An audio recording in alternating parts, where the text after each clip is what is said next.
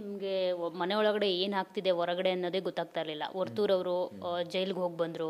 ಮತ್ತು ವರ್ತೂರವರು ಮದುವೆ ಆಗಿದೆ ಅನ್ನೋ ವಿಚಾರ ಯಾರಿಗೂ ಕೂಡ ಗೊತ್ತಿರಲಿಲ್ಲ. ಅದಾದ ನಂತರ ಅವ್ರಿಗೆ ಹೇಳ್ಕೊಂಡ್ರು. ಸೊ ಅದನ್ನೆಲ್ಲ ಕೇಳಿದಾಗ ನಿಮ್ಗೆ ಹೇಗೆ ಅನ್ನಿಸ್ತು ಆಚೆ ಬಂದಮೇಲೆ ಈ ರೀತಿ ಎಲ್ಲ ಆಗಿದೆ ಅಂತ ಅಂದಾಗ? ಕಾಂಟ್ರವರ್ಸಿಗಳಾಗಿದೆ ಸಾಕಷ್ಟು. ವರ್ತೂರವರು ಹೊರಗಡೆ ಹೋದಾಗ ನಾವು ಅಂದ್ಕೊಂಡಿದ್ದು ಅವರು ದೊಡ್ಡಪ್ಪ ಹುಷಾರಿಲ್ಲ ಅಂತ ಹೇಳಿದರು ಮುಂಚೆನೇ. ಸೊ ದೊಡ್ಡಪ್ಪಂಗೇನೋ ಆಗಿದೆ ಅಂತ ಅಂದ್ಕೊಂಡಿದ್ದು. ನಮ್ಗೆ ಐಡಿಯಾನೇ ಇಲ್ಲ ಅವ್ರು ಜೈಲಿಗೆ ಹೋಗಿ, ಅಂದರೆ ಜೈಲ್ ಅಂದರೆ ಪೊಲೀಸ್ ಸ್ಟೇಷನಲ್ಲಿದ್ದರೆ ಜೈಲಿಗೆ ಹೋಗಿ ಬಂದ್ರೆ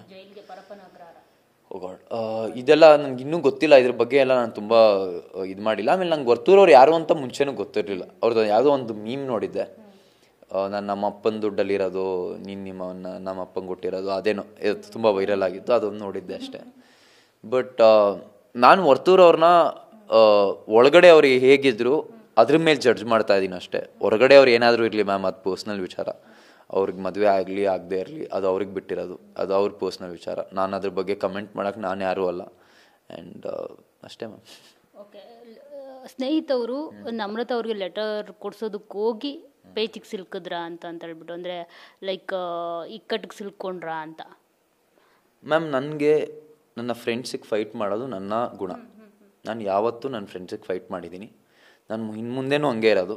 ಅದರಿಂದ if I get in to trouble, ಅದರಿಂದ ನಾನು ಇಕ್ಕಟ್ಟಿಗೆ ಸಿಲ್ಕ್ ಹಾಕ್ಕೊಂಡ್ರೆ it's all right, it's okay.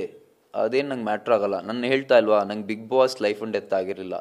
ನನಗೆ ನನ್ನ ವ್ಯಾಲ್ಯೂಸ್ ಇಂಪಾರ್ಟೆಂಟು. ನನ್ನ